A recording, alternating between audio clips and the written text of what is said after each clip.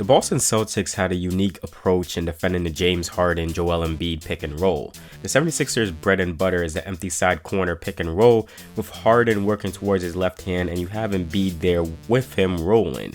It's been a go-to play that is completely tough to stop.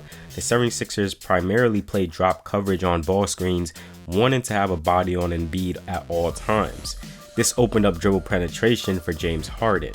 Harden is a pain to deal with once he gets you in the paint or he has you on his back or hip. He is a physical player who likes to bump guys. I noticed the Celtics use a different type of coverage that is rare when defending ball screens in Game 6.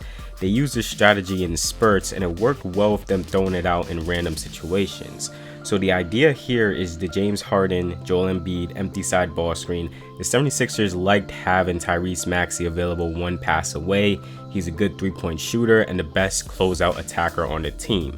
And the Celtics want to throw gap help early to try and force Harden to pick up his dribble off of drives. So the Celtics have Derek White in gap help early. So you see the ball screen takes place. Brown fights over the top of the screen. Horford is in a drop, but the gap defender in White switches onto Harden and Brown peels off of Harden, switching onto Maxey on the wing. Harden gets flustered seeing this here and they flow into an Embiid post-up and old man Al Horford does his best job defending this. And White ends up coming over and stripping the ball once Embiid's back is turned. They did the same coverage on back-to-back possessions.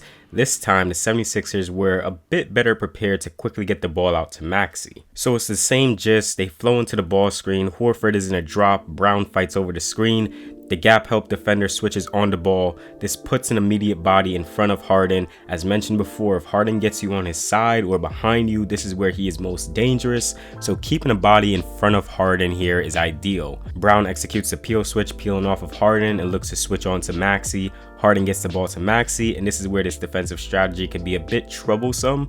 Maxey's shot quality on this is really good. In rhythm, not much of a hand in his face just yet, and he gets a clean shot off but misses.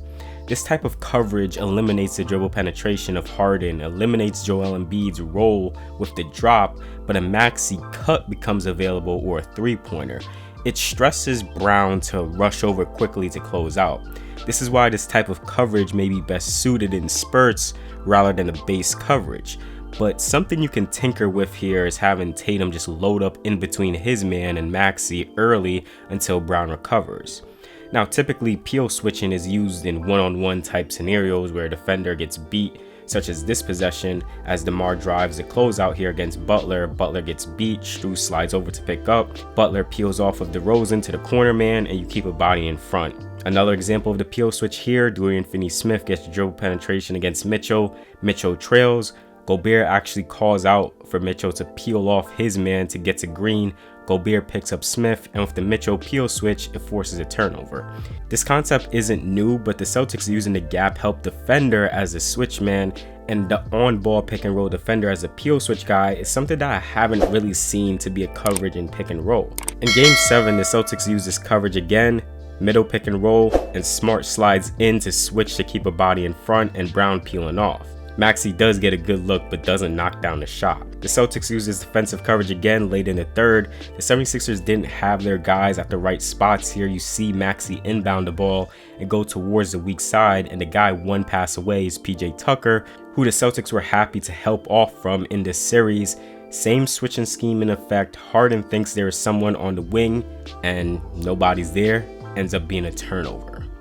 Well, that's it for this quick breakdown. I hope you guys learned something new from this video. If you enjoyed the video, please do give it a like and subscribe to the channel for more breakdowns like this. With all that being said, I'll see you all in the next video.